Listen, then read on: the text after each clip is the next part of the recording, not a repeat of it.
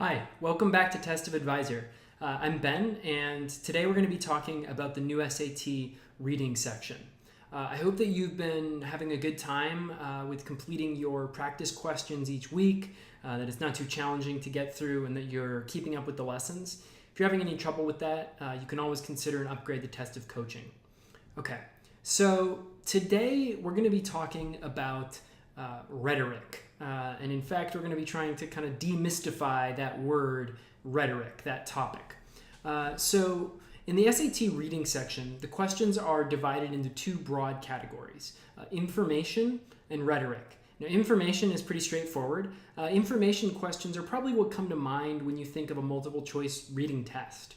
Questions about specific things that happen in the passage, or, going a step further, conclusions you can draw by reading evidence in the passage.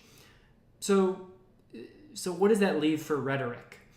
Rhetoric covers those questions that are about why and how an author does what he or she does.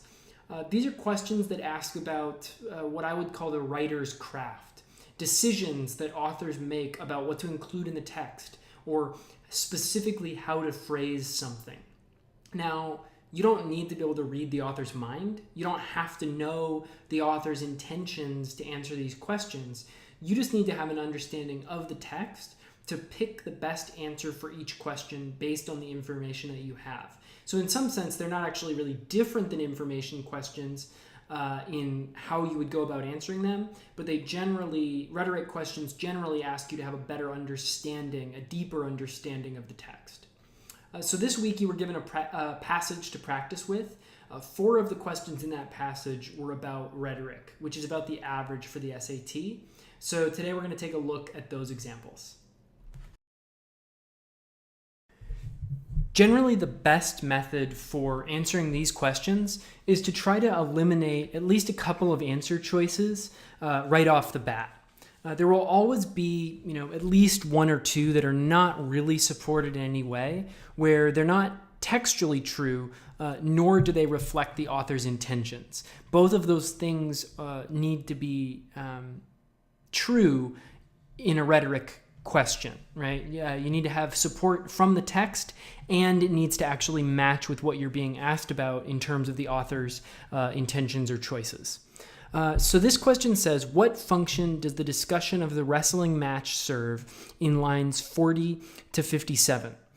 So we can first read those lines in 40 to 57, or at least, we're probably not going to reread this whole thing, this whole paragraph, but we can kind of get a sense of what it's about here. So this is a description of Kantaro, this other kid, coming over. We need to go back because he says caught him in the act. Well, what act? Stealing from the narrator. So then they get in this sort of wrestling match, this fight. We know that just from the question, right? And this whole thing is a description of the wrestling match. And then, let's see. And then towards the end, his mom goes and apologizes and brings back his clothing that got torn. So that's kind of just like a summary of the paragraph for ourselves. So what we need to actually answer here is, what purpose does this serve in the context of the passage, right? That's kind of implied when it says, what function does it serve? It continues an extended comparison that begins in the previous paragraph. It constitutes an unexpected shift to the topic introduced in the first paragraph. It serves an example supporting a claim made in the first paragraph, or it provides an unexpected ending to a story that begins in the previous paragraph. Okay, so let's just kind of see what we can eliminate. One thing jumps out to me right off the bat. The whole passage really is about the narrator's recklessness. So this one jumped out to me. This paragraph about this wrestling match does not constitute or represent an unexpected shift to the topic.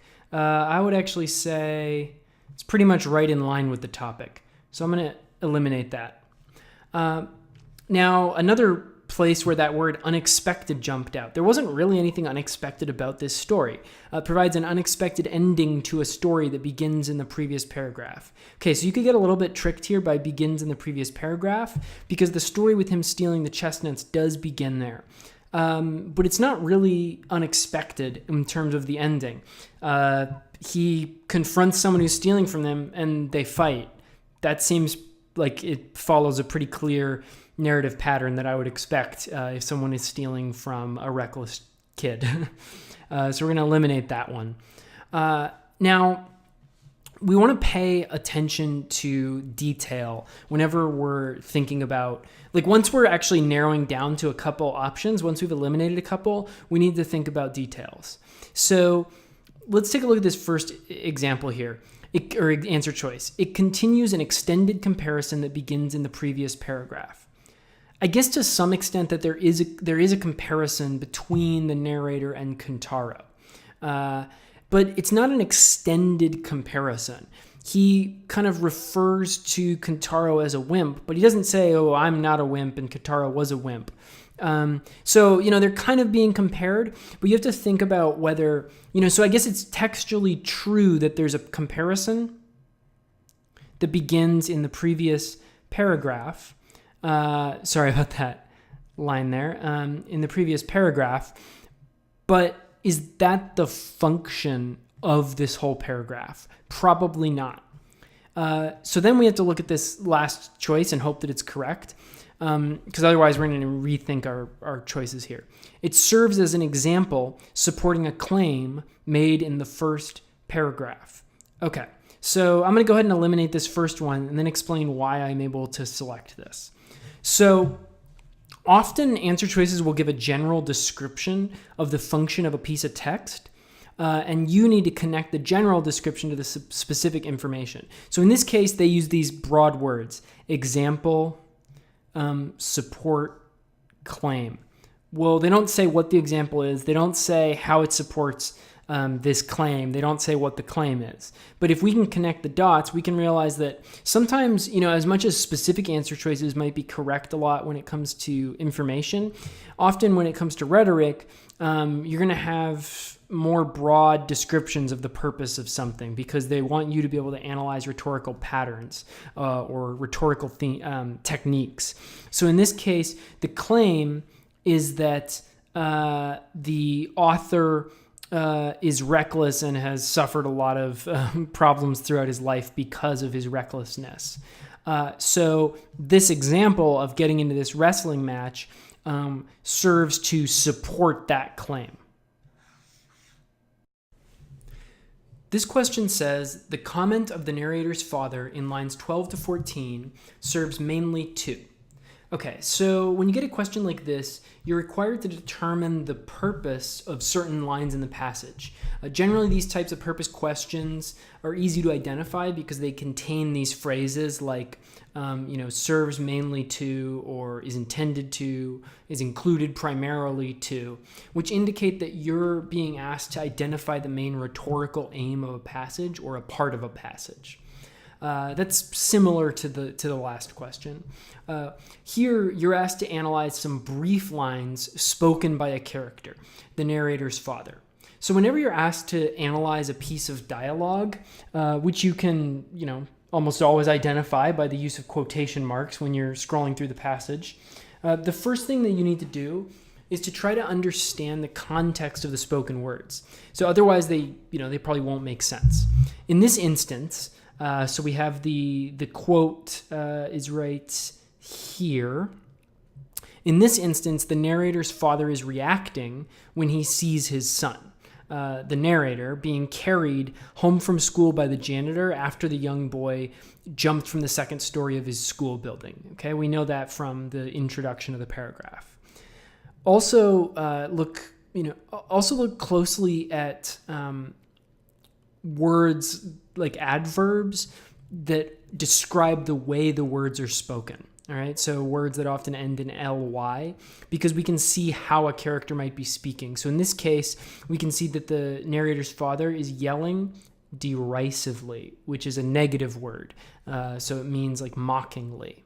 Okay, so with that context in mind, you could make some predictions. What would a father typically say when he learns that his son has done something like that, jumped from a building as as a prank or whatever.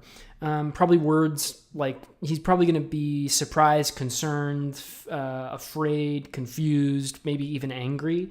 And so with those possibilities in mind, where you have an idea of, okay, well, I think I know what I could predict, then you can evaluate some of the answer choices and eliminate them.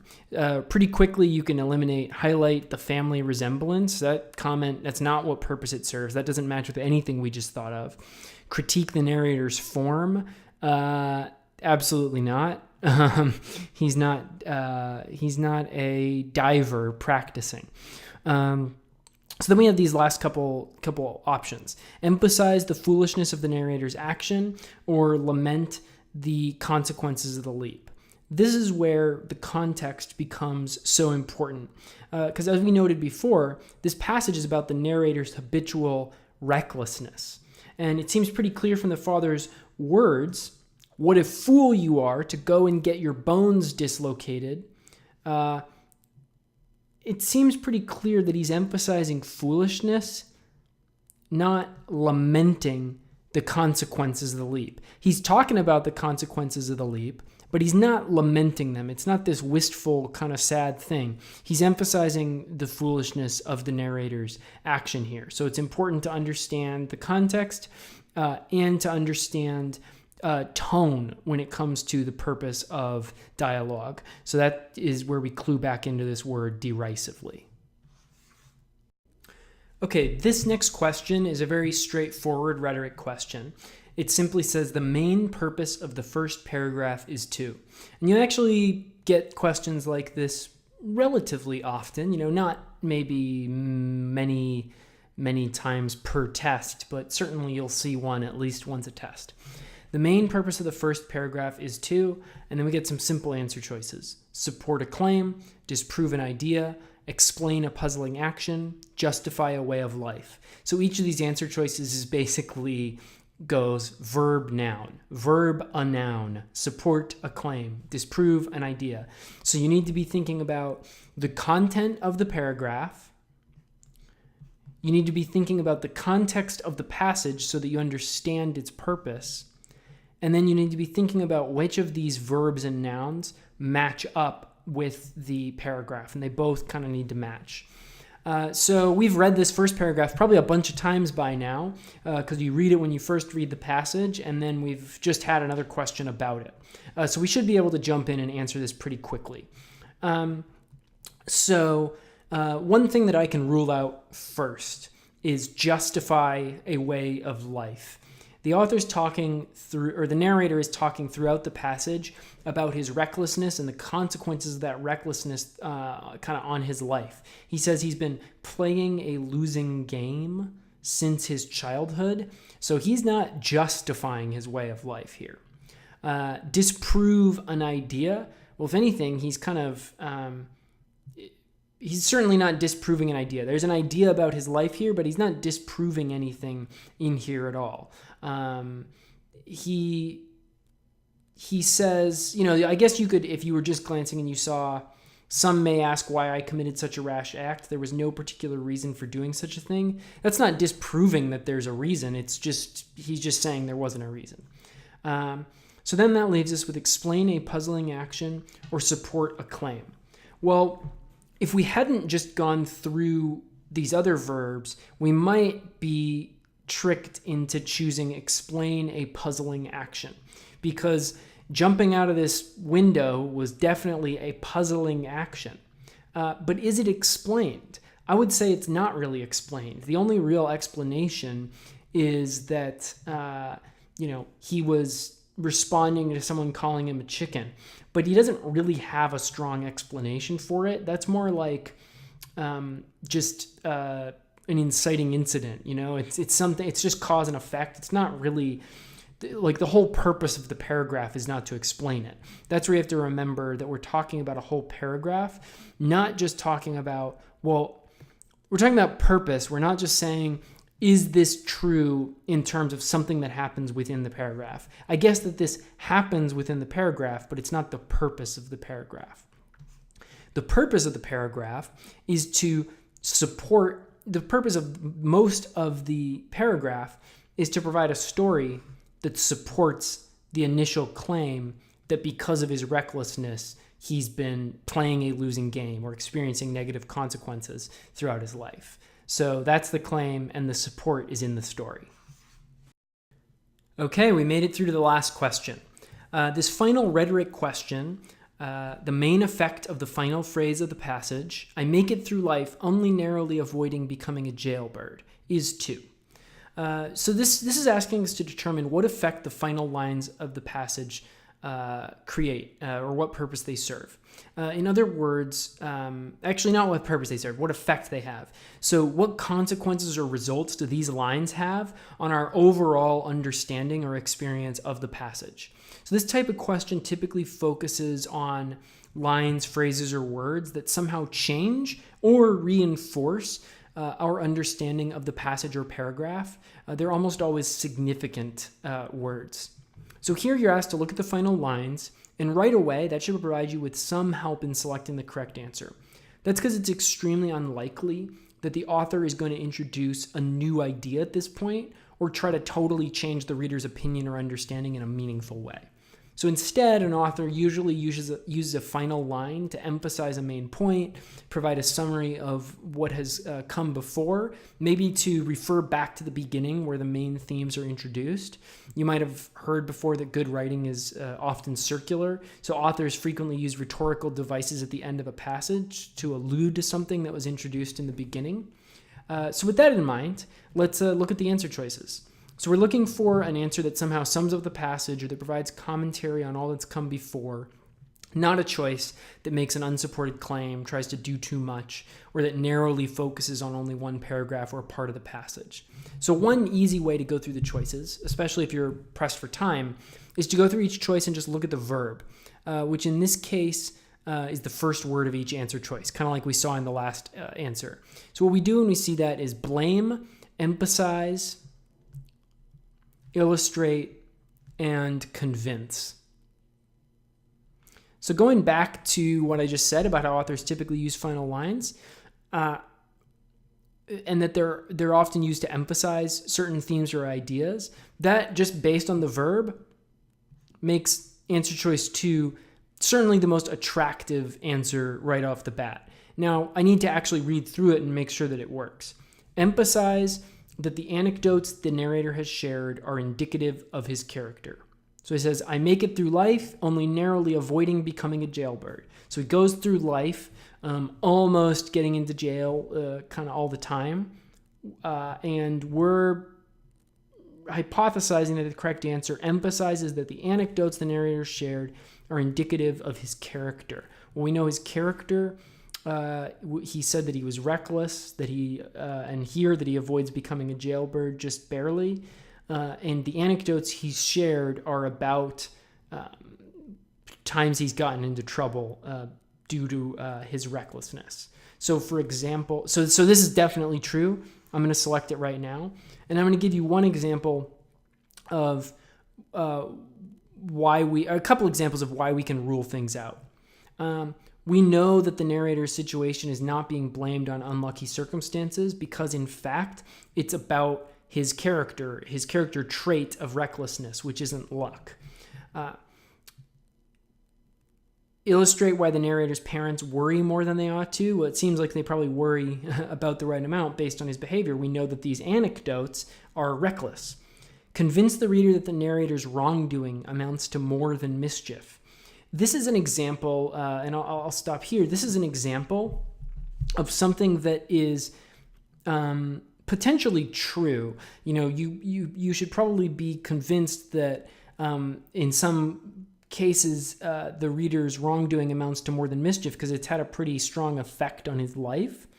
But that's not the main effect of this particular sentence.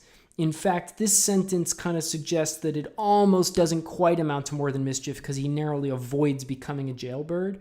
And remember, that's where it's good to have an understanding of that kind of circular nature of the passage, that the final lines are probably going to sum up the passage in some way, not sort of provide convincing of a new point. Okay, that's it for SAT rhetoric. I hope that this was helpful in addressing one of the major parts of the SAT test. It was nice to see you again this week, and happy prepping.